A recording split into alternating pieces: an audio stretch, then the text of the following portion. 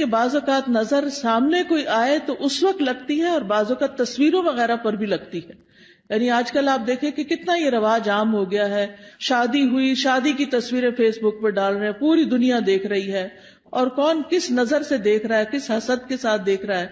پھر اسی طرح یہ کہ بچہ پیدا ہوا، پہلے دن کی بچے کی تصویریں ڈال دیتے ہیں، اور وہ ابھی معصوم سا بچہ ہوتا ہے، اس کے اوپر تو ابھی کوئی پروٹیکشن کی لیئر بھی نہیں ہوتی، تو اس کو اسی طرح اثر ہو جاتا ہے. بعض اوقات اس میں خوشی سے بھی لگ جاتی ہے نظر، بعض اوقات یعنی ضروری نہیں ہوتا کہ حسد کی وجہ سے ہی لگے، دشمنی کی وجہ سے ہی لگے، بعض اوقات خوشی یا تعجب کی وجہ سے بھی.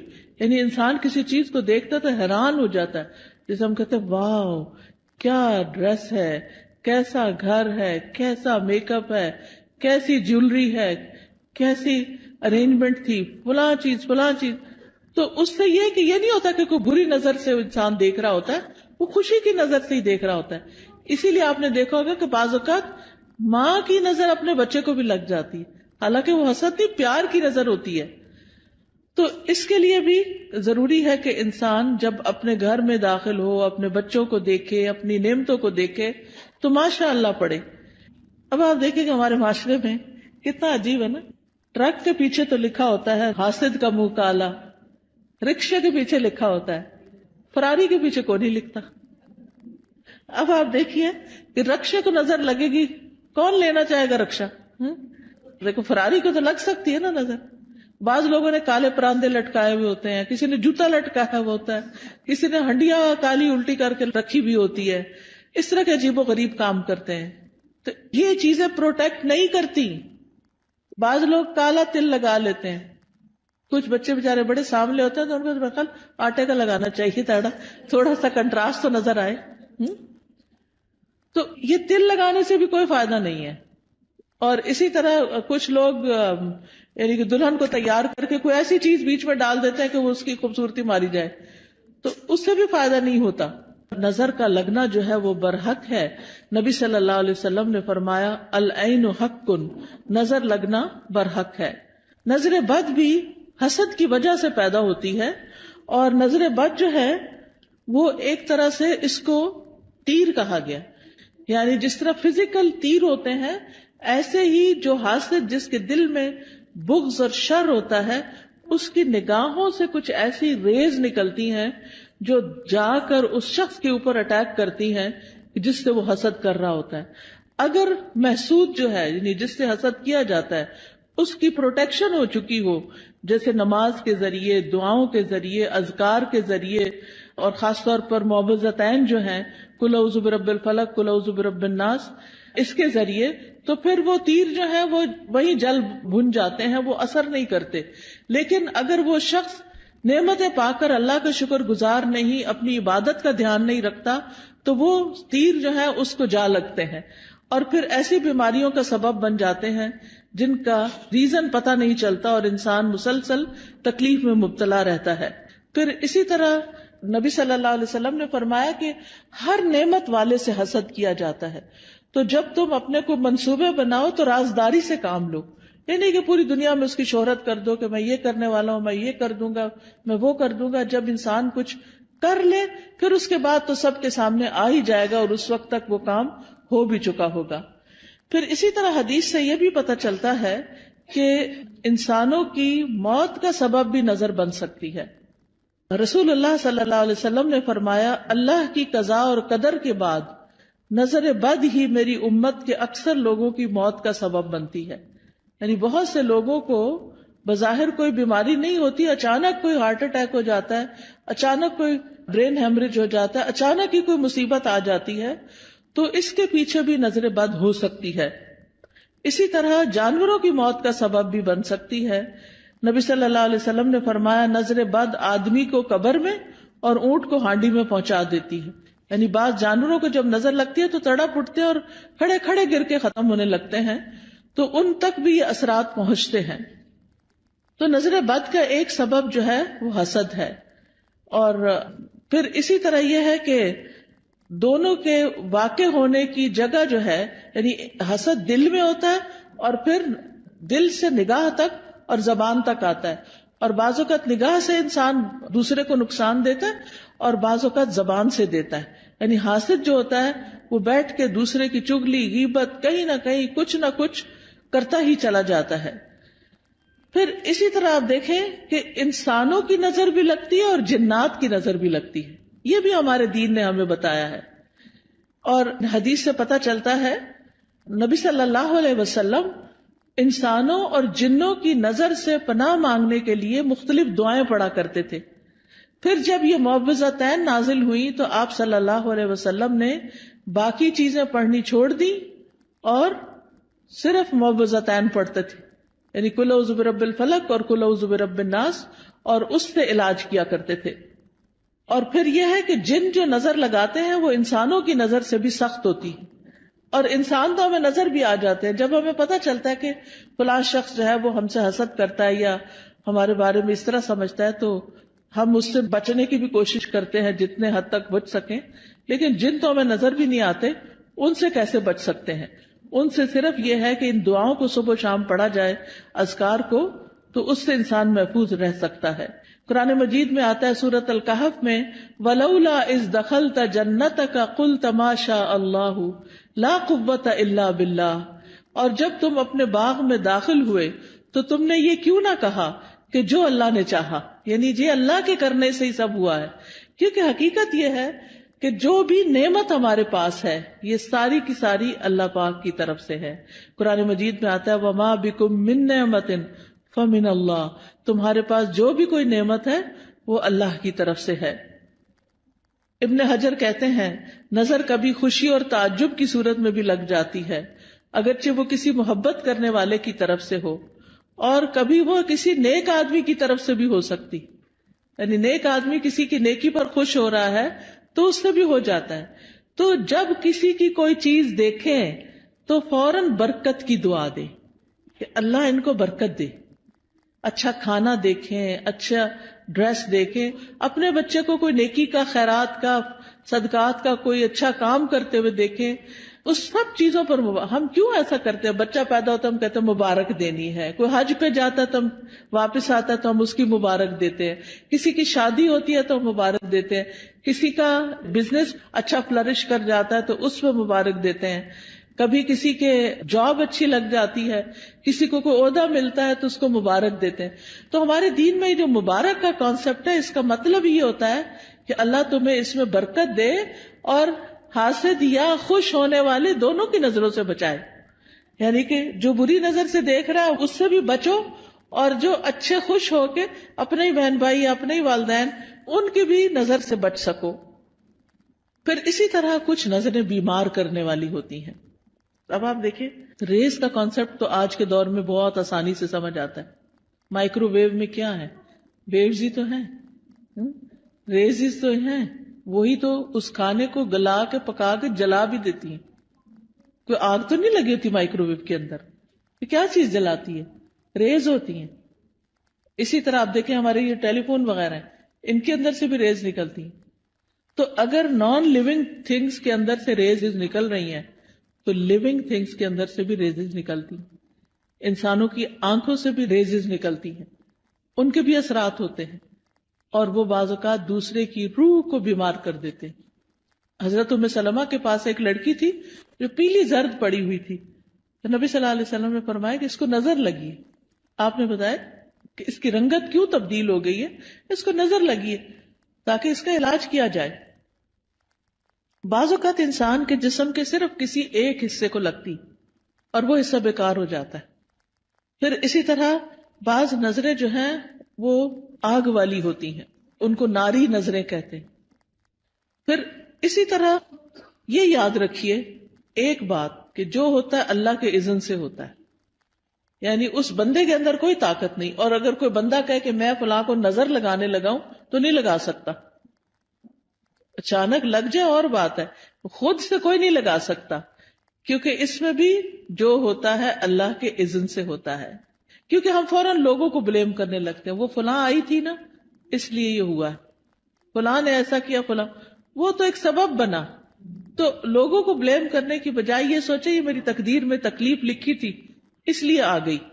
تیسرا بڑا سبب اذکار اور تلاوت قرآن اور نمازوں کی پابندی نہ کرنا، اس سے نظر لگتی ہے، اس سے یہ شیطانی اثرات حملہ آور ہوتے ہیں. کیونکہ ذکر جو ہے اللہ کا، یہ ایسے ہی ہے جیسے قلعہ ہوتا ہے. جب انسان ذکر کرتا ہے تو وہ قلعے کے اندر چلا جاتا ہے، اور پھر قلعے کے باہر جو بھی دشمن ہوتا ہے وہ اس کے اوپر قابو نہیں پا سکتا. پھر اسی طرح امتحان اور آزمائش ہے انسان کی، کہ دنیا میں انسان آیا ہے، دنیا پھولوں کی سیج نہیں ہے، یہ دنیا امتحان کے لیے ہے، آزمائش کے لیے ہے. تو ہر انسان کسی نہ کسی طرح ایک امتحان میں مبتلا ہے، ایک آزمائش میں مبتلا ہے. تو اس کے لیے کیا کرنا چاہیے کہ انسان اللہ کی طرف رجوع کرے. تو یاد رکھیے کہ جب نظر لگتی ہے تو اس کے کچھ علامتیں ہوتی ہیں، کچھ جسمانی علامتیں ہیں. چہرے پہ دھبے پڑ جانا، جیسے چھائیاں سے نہیں پڑ جاتی، یہ بھی بعض اوقات نظر کی وجہ سے ہوتی. پھر بچوں کا بلا وجہ روتے جانا. حضرت عائشہ کہتی ہے کہ ایک مرتبہ نبی صلی اللہ علیہ وسلم تشریف لائے تو ایک بچے کے رونے کی آواز سنی. آپ نے فرمایا تمہارا یہ بچہ کیوں رو رہا ہے؟ کیا تم نے اس کو نظر بد کا دم نہیں کیا؟ کئی دفعہ ہوتا ہے نا، بچے نے کھایا پیا سویا آرام کیا سب کچھ کیا ہوتا ہے، لیکن وہ چین ہی نہیں پکڑ رہا ہوتا. ماں بہلا بہلا کے آخر بازو کا دیکھا ہوگا ماں کو ایک دو لگاتی ہے اور بیڈ پہ ڈال دیتی ہے، چلو رو لو پھر جتنا رونا ہے. حالانکہ وہ بیچارہ کسی تکلیف میں مبتلا ہوتا ہے، اس وقت اس پہ سورت فاتحہ پڑھ کے دم کرنا چاہیے، کیونکہ وہ ڈسٹرب ہوتا ہے. بعض بچے ہائپر ایکٹیو ہوتے ہیں، بے وجہ خواہ مخواہ میں ماں کو ٹیچرز کو سب کو تنگ کرتے رہتے ہیں. تو ایسے بچوں کا بھی علاج کرنا چاہیے، صرف دوا سے نہیں بلکہ دم وغیرہ سے بھی. اسی طرح بعض بچے کمزور ہو جاتے ہیں، یعنی بہت سوکھے اور بالکل ان کی ہیلتھ اچھی نہیں ہوتی. تو آپ نے حضرت اسماء بنت امیس سے کہا کہ میں اپنے بھائی کے بچوں کو دیکھتا ہوں، جعفر جو کزن تھے آپ کے، کہ ان کے جسم بڑے دبلے پتلے ہیں، کیا ان کو فقر و فاقہ ہے، کھانے کو نہیں ملتا؟ تو حضرت اسماء کہتی ہے نہیں، ان کو نظر بہت جلدی لگ جاتی ہے. آپ نے فرمایا انہیں دم کرو. انہوں نے آپ کے سامنے چند کلمات پیش کیے تو آپ نے فرمایا انہیں دم کرو، یعنی ان کے اوپر دعائیں پڑھ کے پھونکو. اور دم کرنے کا بہترین طریقہ سورت فاتحہ پڑھے، آیت الکرسی پڑھے، معوذتین پڑھے اور پھونک مار دیں. کسی راکی کے پاس جانے کی بھی ضرورت نہیں، ہر ماں کو طریقہ آنا چاہیے کہ کس طرح کرنا ہے. نبی صلی اللہ علیہ وسلم ہر روز رات کو سوتے وقت اپنے ہاتھوں پر قل هو اللہ، قل اعوذ برب الفلق، قل اعوذ برب الناس 3 دفعہ پڑھ کے اپنے چہرے، اپنے سر، اپنے سارے جسم پر جہاں جہاں ہاتھ پہنچتا تھا آپ پڑھ کے خود اپنے آپ کو دم کر لیتے. پوری زندگی کا آپ کا معمول تھا. ہم سب کو بھی اپنے اوپر روز رات کو سوتے وقت خود دم کرنا چاہیے. پھر اسی طرح بعض اوقات نظر لگنے کی وجہ سے انسان اچانک گر بھی جاتا ہے. یعنی آپ نے دیکھا ہوگا کہ بعض اوقات اچانک لوگ سلپ ہو جاتے ہیں، اٹک جاتے ہیں، گر جاتے ہیں، اونچائی سے گر جاتے ہیں. رسول اللہ صلی اللہ علیہ وسلم نے فرمایا بے شک نظر بد آدمی کو اللہ کے حکم سے دیوانہ کر دیتی ہے، حتیٰ کہ بعض اوقات وہ اونچی جگہ چڑھتا ہے اور وہاں سے گر پڑتا ہے. یہ اب اللہ کے رسول صلی اللہ علیہ وسلم نے ہمیں بتایا، جن کی باتیں جھوٹی نہیں ہوتی. اور ایک اور جگہ پر مسند احمد کی روایت میں فرمایا نظر لگ جانا برحق ہے اور یہ اوپر چڑھنے والے کو پھسلا دیتی ہے. اوپر چڑھنے سے مراد ایک تو بلندی پہ ویسے چڑھنا ہو سکتا ہے، اور ایک دنیا کے اعتبار سے اوپر اوپر اوپر یعنی ترقی ہوتے چلے جانا. تو آپ صلی اللہ علیہ وسلم نے اس کا حل کیا بتایا کہ برکت کی دعا دو. یعنی جس کو ترقی مل رہی ہے اور کوئی بڑا نام مل رہا ہے تو اس کے لیے بارک اللہ فیکا، بارک اللہ لکا، بارک اللہ علیکا، اللہ برکتیں دے.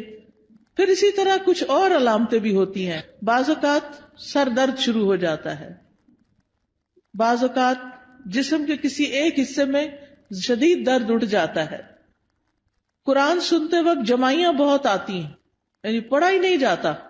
آپ نے دیکھا ہوگا کہ بعض اوقات آپ قرآن پڑھ رہے ہوتے ہیں اور آپ سوئے چلے جاتے ہیں اور سوئے چلے جاتے ہیں، اور آپ پھر اٹھتے ہیں، اٹھاتے ہیں اپنا، پھر سو جاتے ہیں، پھر اٹھاتے، پھر یہ بھی نظر کی وجہ سے ہوتا ہے. پھر اسی طرح وزن اچانک کم ہونے لگتا ہے. بعض اوقات ذہنی پراگندگی بڑھ جائے، کوئی بات سمجھ نہیں آتی، بچہ پڑھائی پہ فوکس نہیں کر پاتا، کبھی کھانے کی خواہش ختم ہو جاتی ہے، کھانے کو دل نہیں چاہتا، بھوک نہیں لگتی، کبھی ذہن میں چیز حفظ نہیں ہوتی، حافظہ خراب ہو جاتا ہے، کبھی پسینہ بہت زیادہ آنے لگتا ہے اور اس کی اسمیل بھی بہت عجیب ہو جاتی ہے، پھر اسی طرح نیند کم آتی ہے، زیادہ تر لیٹ کے بھی ایسے لگتا ہے جیسے جاگ رہے ہو، اور رونے کا دل بہت چاہتا ہے. پھر کبھی کبھی انسان لوگوں میں نہیں بیٹھنا چاہتا، مجلسوں کو اوائڈ کرنے لگتا ہے کہ میں نہیں ملتا کسی سے، نہ کسی شادی میں جانا، نہ کسی سے ملنا، کوئی آئے تو گھبراہٹ شروع ہو جانا، مہمانوں کا نام سنتے ہی پریشانی لاحق ہو جانا. تو یہ بھی چیز اس میں آتی ہے، حالانکہ اس سے پہلے کبھی ایسا نہیں ہوا تھا. پھر اسی طرح مال میں برکت نہ ہونا، پھر لوگوں کے بارے میں شک میں پڑ جانا، یہ مجھے گھورتے ہیں، ان کے آنے سے فلاں چیز ہو گئی ہے، یعنی لوگوں کے اوپر شک کرنا شروع کر دینا، یہ بھی ایک نفسیاتی وسوسہ اور خلل پیدا ہو جاتا ہے. اب سوال یہ پیدا ہوتا ہے کہ کیا نظر سے بچنا ممکن ہے؟ جی ہاں، نظر سے بچنا ممکن ہے. اس کے لیے سب سے پہلے اللہ پہ بھروسہ کرے، اللہ پہ بھروسہ کرے، اور اس میں آپ یہ سمجھیں کہ کوئی مجھے نقصان نہیں دے سکتا جب تک اللہ نہ چاہے. پورے کانفیڈنٹ ہو جائیں، شک اور وہم کا شکار نہ ہو. شک پڑھنے بھی لگے تو کہیں حسبی اللہ و نعم الوکیل، دل بڑا رکھے. دوسری بات یہ کہ اللہ کی پناہ لیں، یا اللہ تو مجھے پروٹیکٹ کر، مجھے اپنی حفاظت میں لے لے، مجھے اس شر سے بچا لے. رسول اللہ صلی اللہ علیہ وسلم نے فرمایا، اللہ تعالیٰ فرماتا ہے میرا محبوب بندہ اگر مجھ سے مانگتا ہے تو میں اسے دیتا ہوں، اور اگر وہ کسی شیطان یا دشمن سے پناہ مانگتا ہے تو میں اس کو محفوظ رکھتا ہوں. تو اللہ تعالیٰ اپنی حفاظت دیتا ہے، تو اس لیے حفاظت کی دعائیں پڑھتے رہیں. تیسری چیز، نعمتوں کو چھپا کے رکھیں، اور خاص طور پر نئی نئی چیزوں کو فیس بک پہ مت پوسٹ کریں صرف لائکس لینے کے لیے. اب آپ دیکھیں کتنی لائکس ہوگی، پھر تھوڑی تھوڑی دیر بعد سٹیٹس چیک کرنا، اب کیا ہو رہا ہے، اب کتنے کمنٹ آئے، کیا ہو رہا ہے. ان چیزوں سے حاصل کچھ نہیں، کوئی فائدہ نہیں. دیکھیں اپنی زندگی جئیں، لوگوں کے لیے نہ جئیں، دکھاوے والی زندگی نہ جئیں. اس لیے کہ دیکھنے والے سارے خوش کوئی نہیں ہوتے، زیادہ تو اس میں سے جلتے ہیں. اور کوئی اگر خوش ہوتا بھی ہے تو وہ ہمیں تو نہیں پتا چلتا نا کہ کیا ہوا، ہمیں وہ کیا فائدہ دیتا ہے. تو اس لیے دکھاوا کرنے سے بچنا چاہیے. پھر اسی طرح اگر کسی شخص کے بارے میں آپ کو یہ پتا ہو کہ اس کی نظر لگتی ہے، یعنی تجربے مشاہدے سے بار بار تو انسان پھر حاسد سے بچ کے رہے، اور کوئی بھی اچھی چیز دیکھ کر برکت کی دعا دے، اپنے آپ کو ہی دے. اور پھر جب لوگوں کے بیچ میں جانے لگے تو معوذتین آیت الکرسی پڑھ کے نکلے. مال میں سے کچھ اچھا لگے تو ماشاء اللہ لا قوت الا باللہ. پھر اگر مال کے علاوہ کچھ اور اچھا لگے تو بارک اللہ فیک. دنیا کی کوئی چیز اچھی لگ رہی ہے اور دل میں آ رہا ہے کہ اس کو کیوں مل گئی، تو سوچیں یہ تھوڑے دن کے لیے، تو انسان کے اپنے دل سے وہ جلن ختم ہو جائے گی. پھر اگر کوئی شخص بیمار ہو، مصیبت میں ہو، تو اس وقت دعا پڑھنی چاہیے، الحمدللہ الذی عافانی مما ابتلاک بہ وفضلنی علی کثیر ممن خلق تفضیلا. پھر اسی طرح شرکیہ کاموں سے بچنا چاہیے، یعنی کسی اونٹ کے گلے میں کوئی تانت باندھ دینا، کوئی تعویذ لٹکا دینا. آپ صلی اللہ علیہ وسلم نے ان کو کاٹنے کا حکم دیا. یہ چیزیں پروٹیکٹ نہیں کرتی، یہ شرکیہ عمل ہو جاتا ہے، اس سے بچنا چاہیے. کثرت سے اللہ کا ذکر کرنا چاہیے، کیونکہ ذکر جو ہے وہ ایک قلعے کی طرح ہے. پھر قرآن سے علاج کرنا چاہیے، کیونکہ قرآن شفا ہے. قل ھو للذین آمنوا ھدی وشفاء، کہہ دیجئے وہ ایمان والوں کے لیے ہدایت اور شفا ہے. وَنُنَزِّلُ مِنَ الْقُرْآنِ مَا هُوَ شِفَاء، اور ہم قرآن میں وہ چیز اتارتے ہیں جو شفا ہے. تو قرآن کی تلاوت، قرآن کو سمجھ کے پڑھنا، قرآن کی کچھ آیات کو پڑھنا جیسے آیت الکرسی وغیرہ ہے. سورۃ الفاتحہ سے علاج، اور سورۃ الفاتحہ میں خاص طور پر ایاک نعبد و ایاک نستعین پڑھے کہ اللہ صرف تیری ہم عبادت کرتے ہیں، صرف تجھ سے ہم مدد چاہتے ہیں، تو ہماری مدد کر.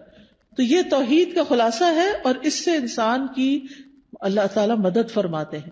یعنی سب سے بہترین وسیلہ توحید کا دے. اگر مرض زیادہ ہو جائے تو سورۃ البقرہ پڑھیں، تو آیت الکرسی پڑھیں، سورۃ فاتحہ پڑھیں.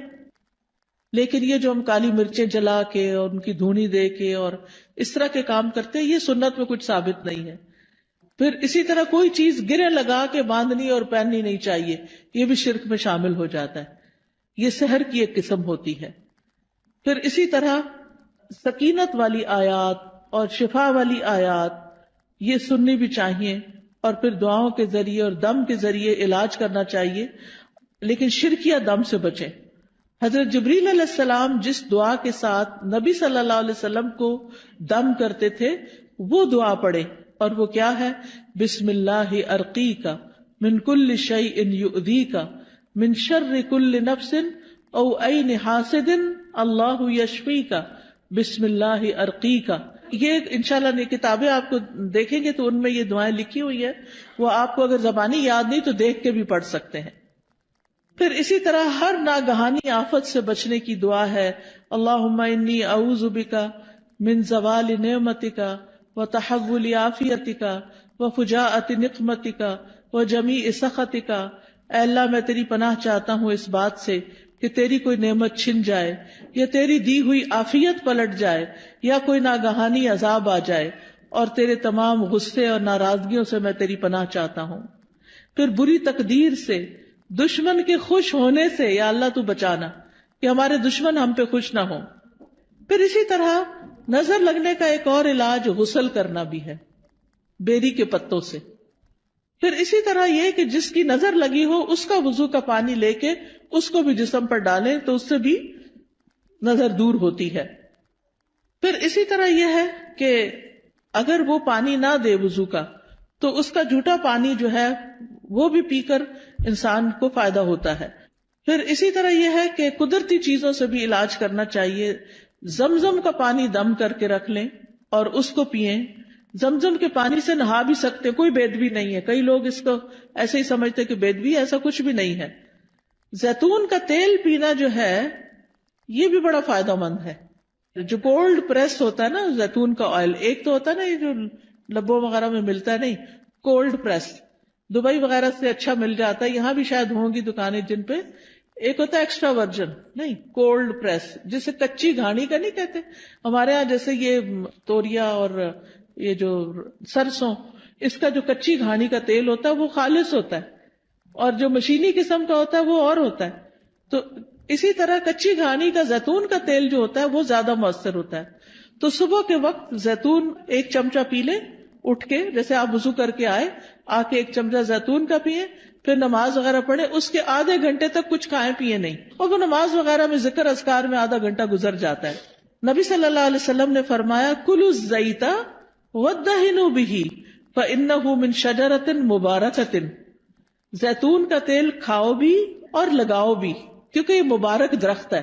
قرآن مجید میں اس کو مبارک درخت کہا گیا ہے. پھر جسم پر زیتون یا کلونجی کا تیل ملنا یہ بھی بیماریوں کو کم کرتا ہے. پھر اسی طرح دم کیا ہوا پانی جو ہے وہ ناک میں ڈالنا اور جھاڑنا. شہد کھانا وہ بھی علاج ہے. کلونجی کے دانے نہار منہ کھانا 3 یا 7 یا 5. تلبینہ کھانا، اس سے غم دور ہوتا ہے. اجوا کھجور کھانا، حدیث میں آتا ہے کہ جو 7 اجوا کھجوریں کھا لے اس کو اس دن کوئی جادو زہر چیز اثر نہیں کرے گی. پھر اسی طرح سنا مکی، سنوت جو ہے، فرمایا یہ موت کے علاوہ ہر بیماری کا علاج ہے. سنا مکی جو ہوتا ہے وہ اگر اس کے پتے وغیرہ ہوتے ہیں، اگر کاوے کی طرح اگر آپ بنا کے اس کو پیئیں تو پیٹ کو بھی صاف کرتی ہے. پھر شہد، زیتون کا تیل، کلونجی کو ملا کے استعمال کریں. تینوں کو ہم وزن ملا لیں اور یہ سارے زہر ٹاکسنز جو ہے نا جسم سے نکال دیتی. یعنی جتنا شہد ڈالیں اتنا زیتون، اتنا کلونجی کا آئل، تو ان کو ملا کر، یعنی کہتے ہیں کہ جو اگر کسی کو نظر بد ہو یا جن ہو تو یہ جسم کو پاک کر دیتی ہے یہ چیز. حجامہ کرانا، حجامہ جو ہے وہ بھی ایک بہترین علاج ہے نظر بد کا. تو یہ تمام چیزیں جو ہیں جب انسان کرتا ہے تو اللہ تعالیٰ شفا دیتا ہے.